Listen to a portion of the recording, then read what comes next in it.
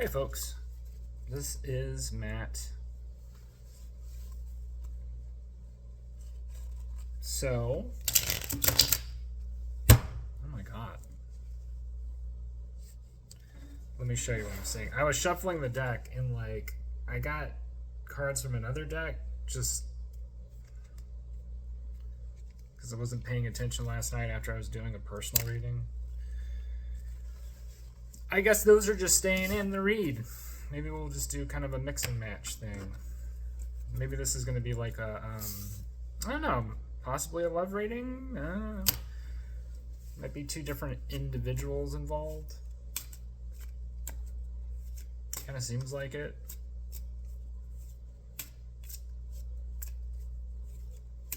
The reading I was doing for myself last night had multiple individuals involved, actually.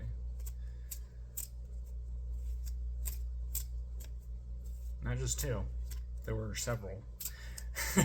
This is something I've been having a lot of fun doing with tarot reading, where I will find situations that involve three or more people and just let it go hog wild. I might actually I should do a video soon to kind of show you what that spread looks like, how it functions. I have a ton of fun doing those readings. Although sometimes it's kind of hard to parse through the meaning, I guess. But yeah, maybe after this reading we'll do that. We'll do that in another reading. Today, I want to focus on whatever this reading's going to be. So,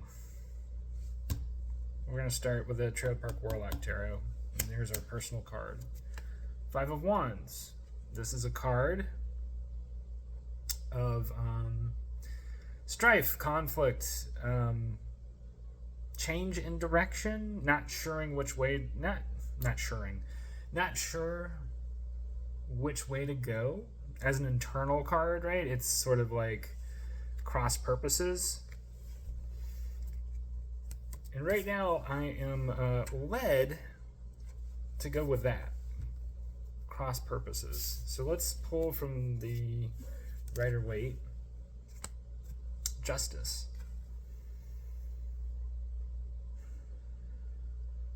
This is a card of fairness, equity, also a card of karma.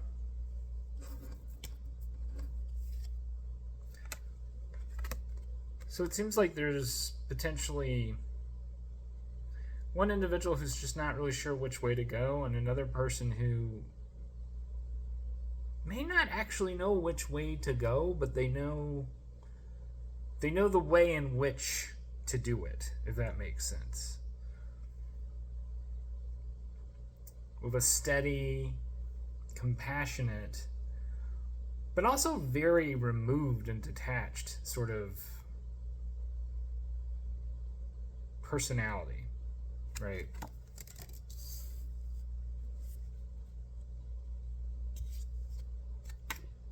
Eight of Swords. This is a card of blind spots. This was a card I talked about last night with some friends, and it came up in the circle because the circle was about the season of Aquarius, right? And something that was brought up that I found really interesting, really resonated with me, was that something that happens for a lot of people in Aquarius season is they find themselves kind of breaking out of their boxes, out of their mental prisons, out of their mental traps.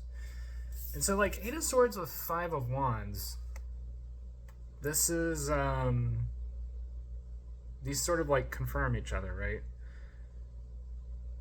You may be in a place in your life where you're just not really sure which way to go, and maybe you've been talking with people who are even-handed, who weigh out things. Maybe a lawyer. I doubt it, though. I just don't get very literal with tarot readings, and people often like to bring up when Justice card comes up, like, oh yeah, they might be dealing with like courts and stuff. I'm like, well, or maybe you're just trying to figure stuff out without having to, you're trying to adjust your biases, right? And so if you're at cross purposes, that is going to be a blind spot for you, right? Like, you're not sure how to see your way out. And part of what might be blinding you is your own self-concepts, how you might be looking at yourself right now. A lot of times, our identities do become blindfolds to what we are capable of being, because we are capable of being a lot. Maybe not an infinite number of things, but a lot of different things. And so if you do find yourself at cross purposes in your life,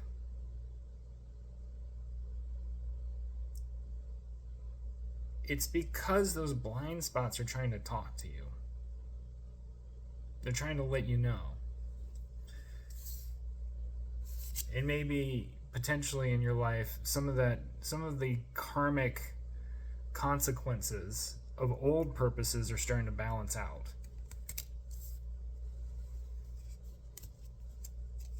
Three of Wands. So as those karmic as those karmic consequences begin to balance out, opportunities can arise. But they're just opportunities, right? You still have to embrace those opportunities. You still have to take advantage of those opportunities. You have to act in some way, shape, or form. They don't just come to you. You have to actually, reach out. Queen of Pentacles. Yeah, so that's like, and I love this because it's like Eight of Swords, we have Darla. Queen of Pentacles, we have Darla kind of freed and, in her full magical realization, right? This is a card of presence, of being alive and alert, and pulling in, all the best that reality has to offer. All right, well, so how does Eight of Swords get to Queen of Pentacles? Because I see the opportunity arriving. Can we get an idea of like what this opportunity looks like? Lovers. All right.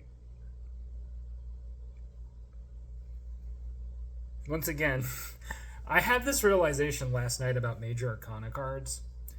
I kind of find them annoying. And the reason why I find Major Arcana cards annoying is they're very nebulous, very generalized. They can kind of mean a bajillion different things. And I'm finding, I used to be kind of annoyed by Minor Arcana because there's so many of them. You have to, there's so much to remember.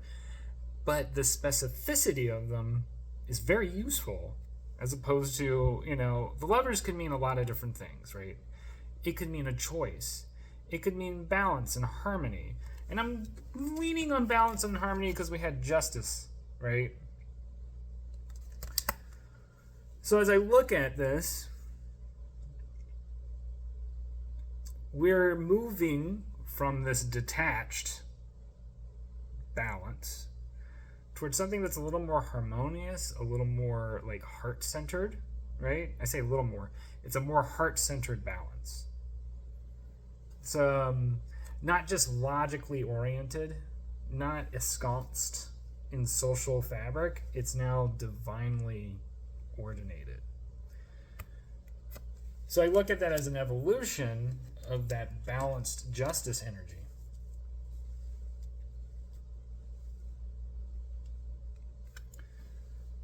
So my original question, right, was how do we get from Eight of Swords to Queen of Pentacles? What causes that transition? And that is, I think, looking at this, it's a sort of heart opening. But it's not just an internal heart opening. It comes from having encounters and experiences with people that awaken you and enliven you and alert you to what's real.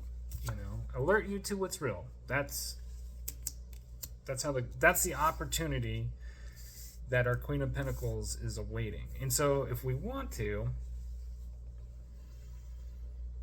I guess the next question I will ask is this opportunity, like, what is the nature of this opportunity? Is it love? Is it romance?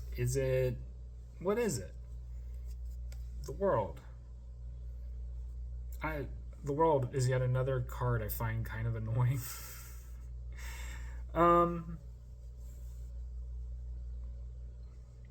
Potentially travel. A sense of wholeness. I think that's where I'm kind of leaning on this. It's a sense of wholeness.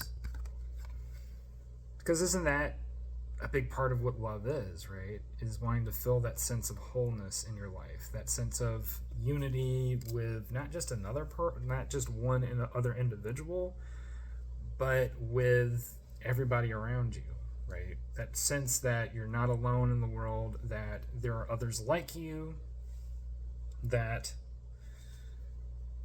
you're not just isolated, right? Even though in the world card we see this figure very much kind of isolated in a sense. I would say, symbolically isolated and yet integrated. And that's certainly like what helps the Queen of Pentacles sort of come out, right, of this mental prison, is that integration process of realizing, like, oh, I'm not just by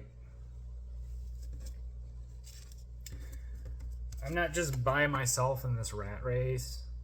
I'm not just by myself in this struggle. There are people who actually, do care about me. And it's not just about, the sword of justice, righting wrongs and, making everything better. There are literal opportunities in the world to connect with people and create a better life together, to create a more whole self. And so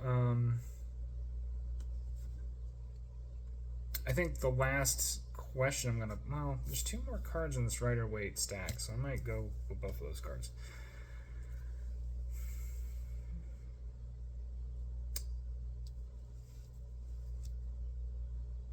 So it didn't necessarily answer my question in terms of like the flavor of this unity, this integration, this attainment.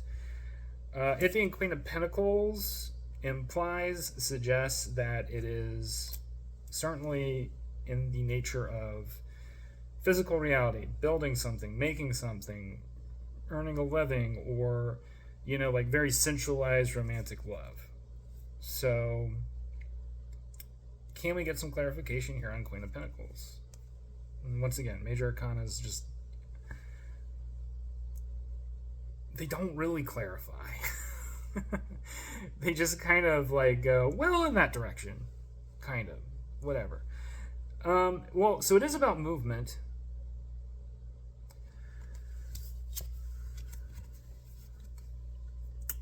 And with the world, it suggests physical movement. Possibly, once again, very much travel, very much moving somewhere else. Or moving in the direction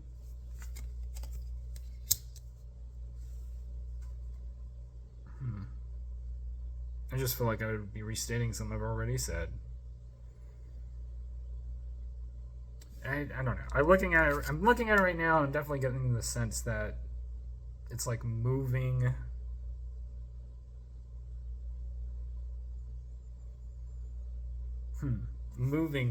to a place, or going to a place that you haven't been before, or it's just a place that is calling you right now. It may not necessarily be outside of your city or your state. It might just be a safe place, a place that you really fall in love with. Might be taking a trip out in nature, right? And that vibes well with Queen of Pentacles.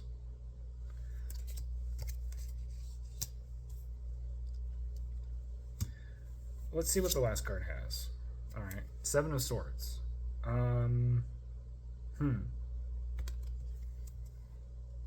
Secretly. And doing it in secret. So if you're feeling a lot of strife in your life, a lot of internal conflict, and you're trying to like detach and get some clarity, right? And like maybe release some karma a little bit, instead of waiting for the opportunity to connect,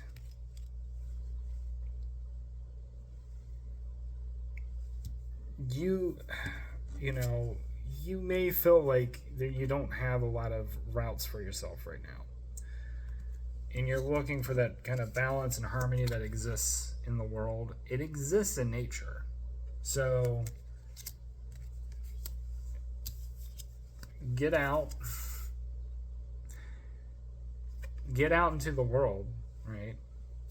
And apparently do it secretly. Apparently don't tell anybody. It's just by yourself. Get out there and like get in touch with this. This would be such a bland, normal kind of reading, except for this part. Like, and maybe, I don't know, like, and maybe steal something. I don't know. But no. Don't steal anything. But do it in secret. Don't let anybody know. Just get out there. And you can share it with them when you get back. I think that's the reading. All right. Thanks for listening, as always. If you enjoyed this reading, like and subscribe. And feel free to leave a comment if this resonates with you. How did your secret rendezvous in nature go? All right. Bye.